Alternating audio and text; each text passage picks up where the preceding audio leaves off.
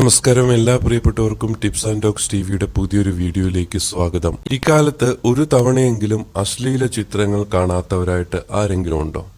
അതുപോലെ അശ്ലീല വീഡിയോകൾ കാണാത്തവരായിട്ട് ആരെങ്കിലും ഉണ്ടോ? കാമവികാരങ്ങൾ ഉണർത്തുന്ന ചിത്രങ്ങൾ കാണുന്നതോ വീഡിയോ കാണുന്നതോ അത്ര വലിയ തെറ്റാണെന്ന് പറയാൻ സാധിക്കില്ല. പ്രായത്തിൻ്റെതായ ഒരു ഇത് വരുമ്പോൾ സ്വാഭാവികമായിട്ടും അത്തരം കാര്യങ്ങളിലേക്ക് നമ്മളുടെ മനസ്സ് പോകും. അത് അത്ര വലിയ തെറ്റുള്ള കാര്യങ്ങളൊന്നുമല്ല.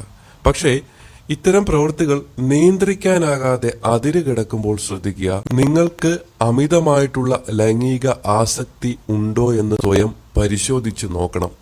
ലൈംഗികത നൈസർഗികമായ ഒരു വികാര വിചാരം തന്നെയാണ്. ചുറ്റുമൊന്ന് കണ്ണോടിച്ചു നോക്കൂ. സിനിമ, കല, സാഹിത്യം അല്ലെങ്കിൽ കവിത, പരസ്യങ്ങൾ തുടങ്ങിയ എല്ലാത്തിലും ലൈംഗികതയുടെ ഒരു അല്പമെങ്കിലും നേളിക്കുന്നത് കാണാം.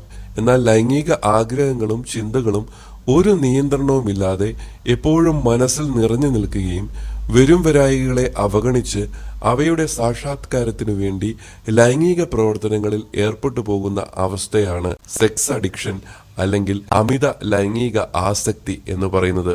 ചുരുക്കി പറഞ്ഞാൽ യാതൊരു നിയന്ത്രണവുമില്ലാതെ ലൈംഗിക പ്രവർത്തനങ്ങളിൽ ഏർപ്പെടുക. സിമ്പിളായിട്ട് പറഞ്ഞാൽ ഇതാണ് കാര്യം. വേണ്ടെന്ന് വെച്ച് കഴിഞ്ഞാലും ഇഷ്ടങ്ങൾക്ക് വിപരീതമായി മനസ്സിലേക്ക് കടന്നു വരുന്ന ചിന്തകളും പ്രേരണകളുമാണ് ഇതിന്റെ അടിസ്ഥാനമായിട്ടുള്ള കാരണം എന്ന് പറയുന്നത്. ഇനി നിങ്ങൾക്ക് സെക്സ് അഡിക്ഷൻ ഉണ്ടോ എന്ന് തിരിച്ചറിയാം. ഒന്നാമതായി, എപ്പോഴും നിയന്ത്രണമില്ലാതെ ലൈംഗിക ചിന്തകളിൽ നിങ്ങൾ മുഴുകാറുണ്ടോ? അതുപോലെ ലൈംഗിക പ്രവൃത്തികൾ സ്വയം നിയന്ത്രിക്കാൻ കഴിയാതെ വരുന്നുണ്ടോ? തീരുമാനിച്ചു കഴിഞ്ഞാലും കുറച്ചു നേരം കഴിയുമ്പോഴത്തേന് തന്നെ സ്വയംഭോഗത്തിലേക്കും മറ്റ് ലൈംഗിക ചിന്തകളിലേക്കും നിങ്ങളുടെ മനസ്സ് പോകുന്നുണ്ടോ? സ്വയംഭോഗം നിയന്ത്രിക്കാൻ കഴിയാതെ വരുന്നുണ്ടോ? സ്വന്തം സുഖത്തിനു വേണ്ടി ലൈംഗികത ചൂഷണം ചെയ്യാറുണ്ടോ? പലതവണ ലൈംഗിക വേഴ്ചകളിൽ ഏർപ്പെട്ടാലും നിങ്ങൾക്ക് തൃപ്തിയാകാതിരിക്കുക എന്നുള്ളൊരു സ്വഭാവമുണ്ടോ? അതുപോലെ പങ്കാളിയെ എപ്പോഴും മാറ്റിക്കൊണ്ടിരിക്കുന്ന സ്വഭാവമുണ്ടോ?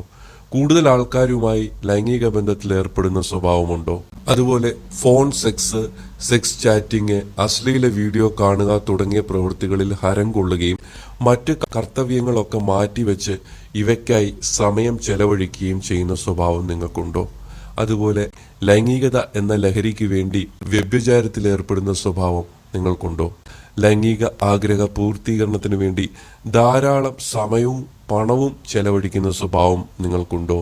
സ്വന്തം ആരോഗ്യത്തിനും ഭാവി ജീവിതത്തിനും ഹാനികരമായ രീതിയിൽ അപകട സാധ്യതകളെയും മുന്നറിയിപ്പുകളെയും അവഗണിച്ച് ലൈംഗിക ബന്ധത്തിൽ ഏർപ്പെടുന്ന സ്വഭാവം നിങ്ങൾക്കുണ്ടോ? അതായത് നമുക്കറിയാം, ലൈംഗികത എന്ന് പറയുന്നത് അപകടങ്ങളും ക്ഷണിച്ചു വരുത്തുന്നതാണ്. അറിയാത്ത ആൾക്കാരുമൊക്കെ ആയിപ്പോയി ലൈംഗിക ബന്ധത്തിൽ ഏർപ്പെട്ട് എയ്ഡ്സ് പോലെയുള്ള മാരകാസുഖങ്ങൾ പിടിച്ചിട്ടുള്ള ഒരുപാട് പേരെ നമുക്കറിയാം. എന്നാൽ കൂടെയും അതൊക്കെ നമുക്കറിയാമെങ്കിൽ കൂടെയും ഇത്തരം പ്രവൃത്തികളിൽ ഏർപ്പെടുന്ന സ്വഭാവം നിങ്ങൾക്കുണ്ടോ?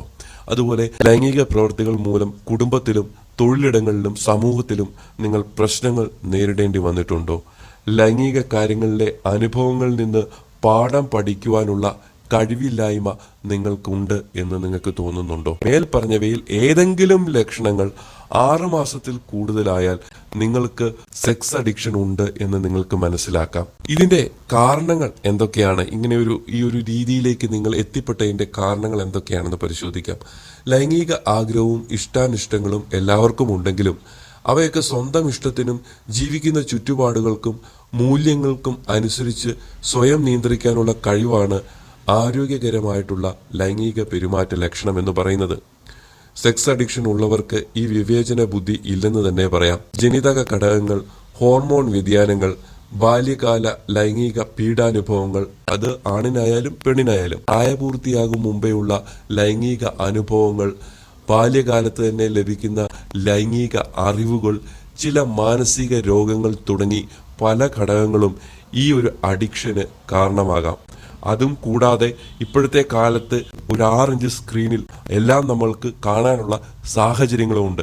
ഇത് കൂടുതൽ ഈ കാലത്ത് സെക്സ് അഡിക്ഷനിലേക്ക് മനുഷ്യനെ തിരിക്കുന്നു. സ്വയം നിയന്ത്രണം ഇതിനൊക്കെ ആവശ്യമാണ് എന്നുള്ളത് വളരെ പ്രധാനപ്പെട്ട കാര്യമാണ്. ഇതിന് എങ്ങനെയാണ് ചികിത്സ വേണ്ടത് എന്നുള്ള കാര്യത്തെക്കുറിച്ച് പറയാം. മദ്യത്തോടും മയക്കുമരുന്നിനോടുമുള്ള അടിമത്തത്തിന് സമാനമാണ് ഈ സെക്സ് അഡിക്ഷൻ എന്ന് പറയുന്നത്. ചികിത്സയും വിഷമം പിടിച്ചൊരു കാര്യം തന്നെയാണ്. ഇവർക്ക് പല ശാരീരിക, മാനസിക, വൈകാരിക പ്രശ്നങ്ങളും ഉണ്ടാകാനിടയുണ്ട്. ഇവരിൽ കുറച്ചു പേർക്കെങ്കിലും HIV അതുപോലെയുള്ള മറ്റു ലൈംഗിക പകർച്ചവ്യാധികളോ ഉണ്ടാകാം. അതിനുവേണ്ട ചികിത്സയും മുൻകരുതലും ആവശ്യമാണ്. മറ്റെന്തെങ്കിലും ശാരീരിക മാനസിക രോഗങ്ങളുണ്ടോ എന്ന് പരിശോധിക്കുകയും ഉണ്ടെങ്കിൽ ചികിത്സ നൽകുകയും വേണം. അടുത്ത പടി കുടുംബ ബന്ധങ്ങൾ നേരെയാക്കിയെടുക്കുക എന്നുള്ളതാണ്. ഇത്തരക്കാരുടെ കുടുംബ ബന്ധങ്ങളൊക്കെ തകർച്ചയുടെ വക്കിലായിരിക്കും. കാരണം എപ്പോഴും ലൈംഗികതയെക്കുറിച്ച് മാത്രം ചിന്തിക്കുമ്പോൾ അവർക്ക് കുടുംബത്തെ നോക്കാനോ ജോലി സംബന്ധമായിട്ടുള്ള കാര്യങ്ങളിൽ ശ്രദ്ധിക്കാനോ അവരുടെ ഭാവിയെക്കുറിച്ച് എന്തെങ്കിലും നല്ല കാര്യങ്ങൾ ചെയ്യാനോ ഒന്നും അവർ സമയം അതിനുവേണ്ടി ചെലവഴിക്കില്ല. ഭൂരിഭാഗം സമയവും ലൈംഗികതയ്ക്ക് വേണ്ടിയാണ് ചെലവഴിക്കുന്നത്. അപ്പോൾ കൂടുതലായും മറ്റു വിഷയങ്ങളിൽ പ്രശ്നങ്ങൾ ഉണ്ടാകാനുള്ള സാധ്യത വളരെ കൂടുതലാണ്. അതുകൊണ്ട് അങ്ങനെ എന്തെങ്കിലും പ്രശ്നങ്ങൾ ഉണ്ടെങ്കിൽ ആദ്യം കുടുംബ ബന്ധങ്ങളൊക്കെ നേരെയാക്കി എടുക്കാനുള്ള ശ്രമങ്ങളാണ് ചെയ്യേണ്ടത്. Cognitive behaviour therapy, family therapy, group psycho therapy എന്നിവയാണ് സാധാരണ ഉപയോഗിക്കുന്ന ചികിത്സാ മാർഗങ്ങൾ. ഉത്കണ്ഠ, വിഷാദം, ആവർത്തന സ്വഭാവമുള്ള ചിന്തകൾ, പ്രവൃത്തികൾ എന്നിവ നിയന്ത്രിക്കാൻ ഒരു പരിധിവരെ മരുന്നും സഹായിക്കും. ഇത്തരം പ്രശ്നങ്ങളിൽ നിന്ന് രക്ഷപ്പെടാനുള്ള രോഗിയുടെ അതിതീവ്രത ആഗ്രഹവും അനുസരിച്ചിരിക്കും ആസക്തികളിൽ നിന്നുള്ള മോചന സാധ്യതയും. 2012 ഓക്ലാൻഡ് സർവകലാശാലയിലെ കുറച്ചു പേർ തങ്ങളുടെ ഗവേഷണ റിപ്പോർട്ടിലൂടെ സെക്സ് അഡിക്ഷൻ എന്ന പദം പരിചയപ്പെടുത്തിയത്. 1980കളിൽ ഈ ആശയം അംഗീകരിക്കപ്പെട്ടു തുടങ്ങി. ഫോൺ അഡിക്ഷൻ, സ്വയംഭോഗ അടിമത്വം, ഇന്റർനെറ്റ് അഡിക്ഷൻ തുടങ്ങിയ പദങ്ങൾ നമ്മൾ ഒരുപാട് കേട്ടിട്ടുണ്ട്. എന്നാൽ അന്താരാഷ്ട്ര തലത്തിൽ അംഗീകരിച്ചിട്ടുള്ള ഒരു രോഗവിവര പട്ടികയിലും സെക്സ് അഡിക്ഷൻ എന്ന പദം സ്ഥാനം പിടിച്ചിട്ടില്ലായിരുന്നു. അതായത് 2012 മുമ്പ്. അതിനുശേഷമാണ് ഇങ്ങനൊരു ഗവേഷണം നടത്തി സെക്സ് അഡിക്ഷൻ എന്നുള്ളതും ഉണ്ട് എന്നുള്ള കാര്യം ഗവേഷകർ കണ്ടുപിടിച്ചത്. അതിനു മുമ്പ് ഈ പറഞ്ഞ പോലെ അശ്ലീല വീഡിയോ ആയിട്ട് ബന്ധപ്പെട്ട അഡിക്ഷനും അതുപോലെ സ്വയംഭോഗ അടിമത്വവും ഇങ്ങനെയൊക്കെയുള്ള ഒരു കാര്യങ്ങളെക്കുറിച്ച് മാത്രമായിരുന്നു ഗവേഷകർ ഇക്കാര്യത്തിൽ പഠനം നടത്തിയത്. അതിനുശേഷം ഇതെല്ലാം കൂടെ ഉൾപ്പെടുന്ന ഒന്നാണ് അമിത ലൈംഗിക ആസക്തി എന്നുള്ളത് കണ്ടുപിടിച്ചു. കാരണം ഈ കാര്യങ്ങളെല്ലാം കൂടെ ഉൾപ്പെടുത്തി വരുന്ന ഒരു കാര്യത്തെയാണ് ലൈംഗികമായിട്ടുള്ള അടിമത്വം അല്ലെങ്കിൽ അമിതമായിട്ടുള്ള ലൈംഗിക ആസക്തി എന്ന് പറയുന്നത്. അപ്പോൾ ഈ ഒരു വീഡിയോ നിങ്ങൾക്ക് എല്ലാവർക്കും ഇഷ്ടമായെന്ന് വിചാരിക്കുന്നു. ഈ വീഡിയോ ഇഷ്ടമായവർ ലൈക്ക് ചെയ്യുക, സബ്സ്ക്രൈബ് ചെയ്യുക. അതുപോലെ ഇങ്ങനത്തെ വിഷയങ്ങളുമായി ബന്ധപ്പെട്ട് നിങ്ങൾക്ക് എന്തെങ്കിലും പ്രശ്നങ്ങൾ ഉണ്ടെങ്കിൽ നിങ്ങൾ എത്രയും പെട്ടെന്ന് ഒരു സൈക്കോളജിസ്റ്റിനെയോ കൗൺസിലറെയോ ആദ്യം പോയി കാണുക. അവരാണ് ചികിത്സാ വിധി നിശ്ചയിക്കുന്നത്. ഇത് എങ്ങനെയാണ് ഇതിന്റെ ചികിത്സ നടത്തേണ്ടത്, അതിനുള്ള കാര്യങ്ങളൊക്കെ അവർ പറഞ്ഞു തരും. നിങ്ങൾ ഒട്ടും മടി കൂടാതെ ഉടൻ തന്നെ ചികിത്സ ആരംഭിക്കേണ്ടതാണ്. കാരണം ഇത് വൈകിക്കഴിഞ്ഞാൽ ഇത് കൂടുതൽ പ്രശ്നമാകത്തേ ഉള്ളൂ. ഇത് നിങ്ങളെ മാത്രമല്ല ബാധിക്കുന്നത്, നിങ്ങളുടെ കുടുംബാംഗങ്ങളെ ഒക്കെ ബാധിക്കും. ഇങ്ങനത്തെ ഈ ഒരു പ്രശ്നം നിങ്ങളുടെ ഭാവിയെ ബാധിക്കും.